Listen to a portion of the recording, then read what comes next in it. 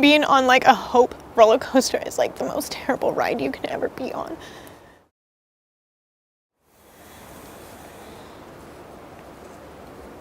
Like, she will be alive, you know, like she's my 4-year-old. I'm gonna argue with her again. I'm gonna, you know, you're acting like a brat. Come on, you know, you're gonna be in timeout again. You're gonna,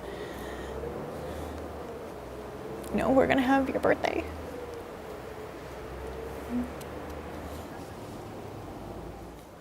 And even though the doctors were very, very good at communicating and like telling me everything that's going on, it was still so like empty, because they're talking of like, because of this happening, she more than likely really will be brain dead. She will not be the daughter that you once had, that you once knew.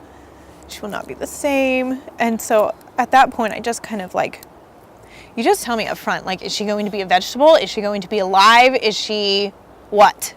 Just say it, please. You know, and they just pretty much nodded their heads like, if she even survives, she will not be the same in any way.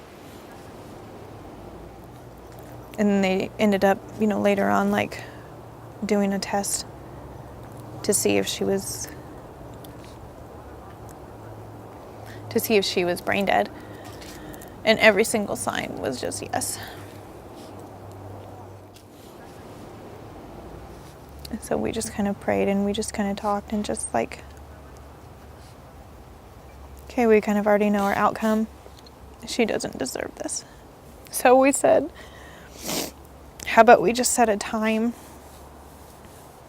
where all of our family members that were there can come in, you know, if they'd like to come in and hug and kiss and say goodbye and all of that. And for 2 hours, they were in and out.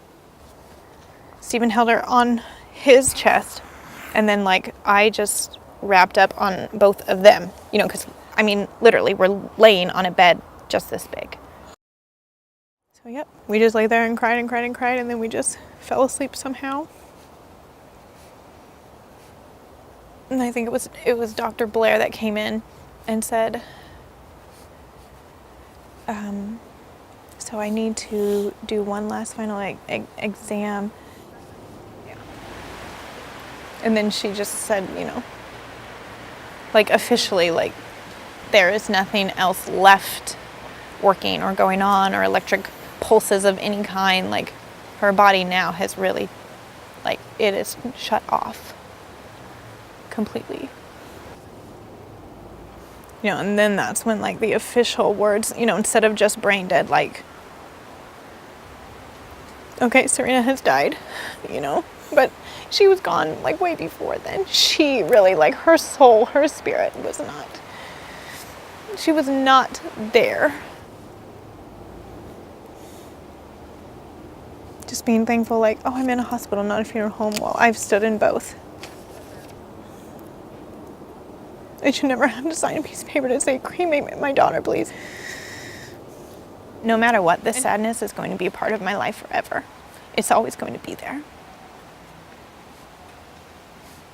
And I still really, really want to be a very good mom to Hannah. I don't want her to feel like unimportant or unloved or just pushed aside, like, you know, I'm grieving and I don't have to, I mean, that's her sister.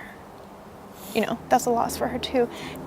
And it is a loss for my entire family. It's not just for me and Stephen.